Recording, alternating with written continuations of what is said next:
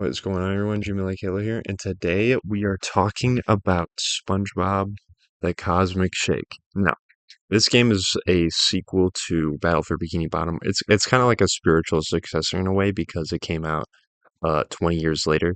There was sequels before this game, obviously. There was the movie game, there was Creature from the Krusty Krab, and there was also Truth or Square. None of those were particularly amazing, except the movie game. The movie game was really good and solid. And honestly, just like they remastered Battle for Bikini Bottom, I wish they would remaster that game because it's really good.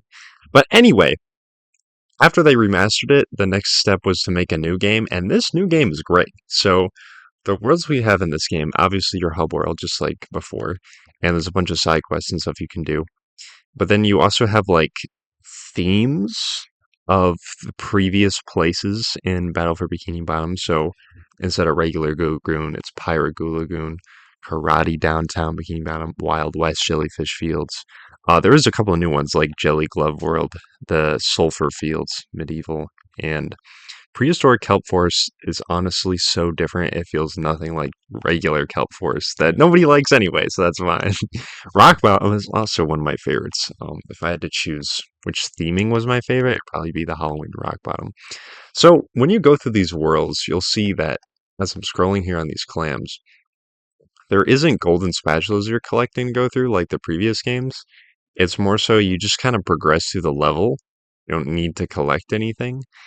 And it seems like more and more modern 3D platforms are kind of going that route where you don't really need to get a specific thing to progress. You kind of just play through the level, which is fine. I don't really mind. Either way, the game is still fun. I do prefer having something to actually collect, though. It just feels like I'm like working towards something more than I was before. But yeah, overall the visuals and stuff, this is on Unreal Engine, but it looks really good, just like the remaster did. I forgot how to grapple. But yeah, they added some new abilities. So this like bubble wand thing that you can shoot will activate platforms, and there's also a grapple. There's the button, which is also really cool. And this game came out in 2023, like I said before. So after all those years of the game, you would think, oh, maybe they don't know how to make it. But no, after remastering the game, I think that just proved that they do know how to make it, and making this game even prove that further. Now, I will be making a video on Titans of the Tide, which is the third game made by them. One being remastered, two being sequels.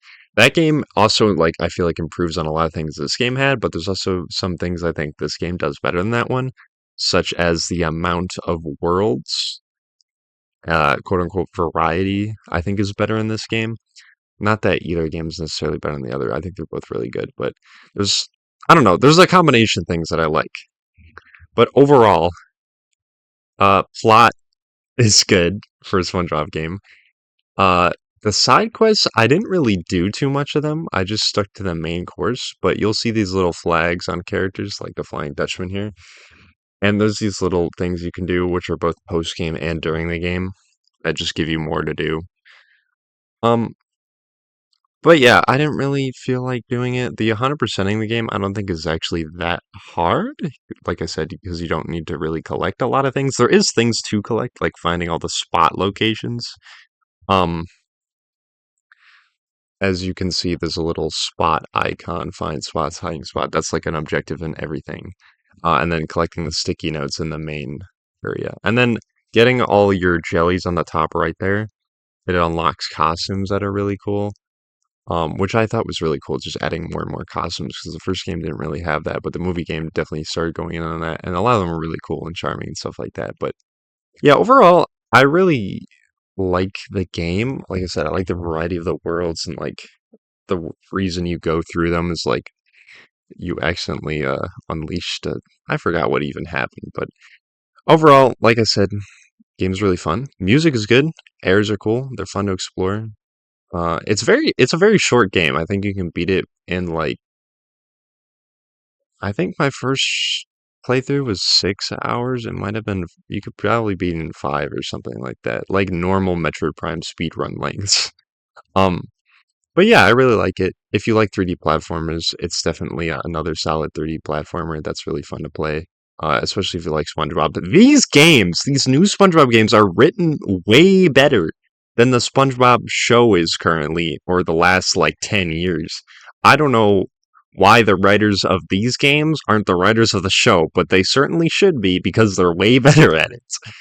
Um, yeah, anyway, it's kind of like Mario 64 more streamlined, which is kind of like what Odyssey did in a way, but just kind of like what Donkey Kong Bonanza does, because you don't actually have to collect any bonanzas, and they don't really power you up in this game. You still just get regular abilities as you play the game, so I don't know. The game also wasn't full priced, so it's very fairly priced. When it was new, it was $40. Nowadays, you can probably find it for $30 or $20, which is very much worth it. The remaster was only $30, and then Titans of the Tide was also only $40. It's not a full price game, so I would gladly pay full price because the game is so fun and it's extremely replayable. I've already replayed it at least 3 times, and it came out 2 years ago, so it's like you replay it once a year type of games. That's how good it is, but yeah, overall, if you've played this game, let me know what you think. If you played BFBB and you're like not sure about newer ones or something, hopefully you check it out. So yeah, that's about all I have to say here. I know it's not nothing that much, but I mean, there's nothing really to say other than the game is good and you should play it.